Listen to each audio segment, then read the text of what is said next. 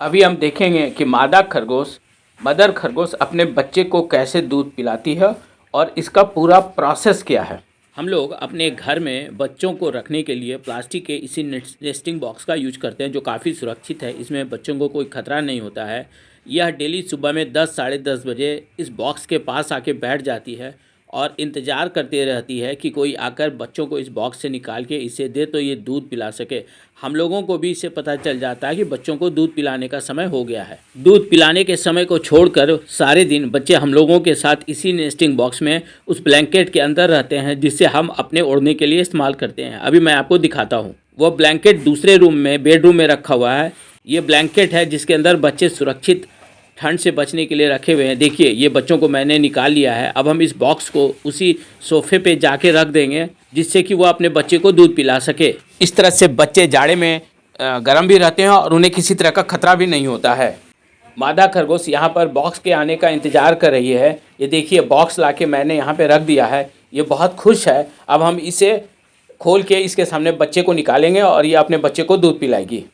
इस बड़े वाले बिछावन पर मैंने बॉक्स रख दिया है और मादा खरगोश को लाके इसके सामने रख के देखिए, अभी ये बॉक्स मैं खोल रहा हूँ तो इससे सारे बच्चे बाहर निकल जाएंगे। और कैसे देखिए, परेशान हो रही है, बच्चों को दूध पिलाने के लिए छटपटा रही है, बहुत देर से इंतज़ार कर रही थी। ये मैंने बॉक्स खोल दिया है और सारे बच्चे को निकाल के मैंने बिछावन पे रख दिया है। सारे बच्चे मम्मी के पेट में घुसकर उसके निप्पल में चिपक के दूध पीने लगे। अब मादा खरगोश अब उसे आराम से बच्चे को दूध पिला रही है। सभी बच्चे देखिए कैसे चिपक के मम्मी से दूध पी रहे हैं। आगे से, बाएं से, दाएं से सारे बच्चे चिपक के मम्मी से दूध पी रहे हैं और मादा खरगोश बहुत ही प्यार से अपने बच्चों को दूध पिला रही है। थोड़ी निगरानी करनी पड़ती है। कोई बच्चा अगर मदर से दूर हो गया मादा खरगोश से तो वो भूखा रह जाएगा। तो हम चारों तरफ से देखते रहते हैं कि कोई बच्चा छूट न जाए। उसे हम पकड़ पकड़ के मम्मी के पेट के अंदर डालते रहते हैं ताकि कोई भी बच्चा भूखा न रह जाए। बच्चे बहुत ज़्यादा हैं, इसलिए सावधानी बहुत ज़्यादा बरतनी पड़ती है। देखिए, एक बच्चा बाहर निकल गया तो मैंने उसे हाथ से मम्मी के पेट के अंदर डाल दिया। बच्चे खुद मम्मी के निप्पल में अपना मुंह लगा के दूध पीते हैं और ये पूरा प्रोसेस 1.5 से 2 मिनट का होता है। 2 मिनट में ये अपने सभी बच्चों को भरपूर दूध पिला देती है। अभी देखिएगा, जब तक बच्चे दूध पीते रहेंगे मम्मी अपने जगह से बिल्कुल ही नहीं हिलेगी। बहुत अच्छा लगता है इन चीज़ों को देखकर। अपने बच्चे को बहुत प्यार से वो जीभ से चाटते रहती है, सहलाते रहती है और बच्चे भी बहुत आनंद से मम्मी का दूध पीते रहते हैं। ये प्रोसेस 1.5 से 2 मिनट का चलता है। कभी कभी बच्चे थोड़ा कम दूध पी सकते हैं तो 2.5 मिनट तक भी मम्मी पिलाती है। वो मम्मी मदर खरगोश खुद तय करती है कि बच्चे को कितने देर के लिए दूध पिलाना है। कभी कभी होता क्या है कि 1-2 बच्चे छूट जाते हैं तो बाद में हमें उसे सिरिंज से दूध पिलाना पड़ता है, क्योंकि 24 घंटे में मदर खरगोश सिर्फ एक बार अपने बच्चे को दूध पिलाती है। अगर इस समय बच्चे दूध नहीं पी सके तो फिर अगले दिन उन्हें मम्मी का दूध मिलेगा, या फिर हमें मदर खरगोश को पकड़ के और बिछावन पे लिटा के दूध पिलाना पड़ता है। देखिए, वो शायद बच्चे को दूध पिला चुकी है, वो हटने का कोशिश कर रही है तो मैंने थपकी देके उस थोड़ी देर के लिए और रुकने के लिए उसको कहा है। देखिए देखिए देखिए, बच्चे अभी भी मम्मी के निप्पल से दूध खींच रहे हैं। वो हटना चाह रही है लेकिन मैंने अभी हटने नहीं दिया, उसे रोक दिया। कहीं बच्चे भूखा न रह जाएं, थोड़ा ज़्यादा पी लें। बच्चे का पेट पूरी तरह से फूल जाता है जब वो दूध पी लेंगे। जो बच्चा दूध नहीं पिएगा, देखिए ये अपने बच्चे को छोड़ के चली गई। बच्चे इसी तरह से बिछावन पे लुढ़कते रह गए और उसने अपना काम कर दिया। अब कल सुबह दूसरे दिन 10 साढ़े 10 बजे यही प्रोसेस ऑन होगा। देखिए, मैं अब हर एक बच्चे के पेट को दबा दबा के देख रहा हूँ, चेक कर रहा हूँ कि कोई बच्चा भूखा तो नहीं रह गया। किसी के पेट में कम दूध अगर रहता है तो हमें उसे सिरिंज से दूध पिलाना पड़ता है। अभी मैं आपको दिखाऊंगा।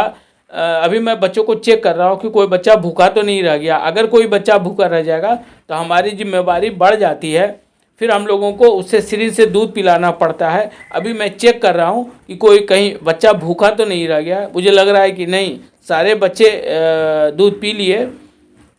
देखिए, मैं चेक कर रहा हूँ एक एक बच्चे को कि कहीं कोई बच्चा भूखा तो नहीं रह गया।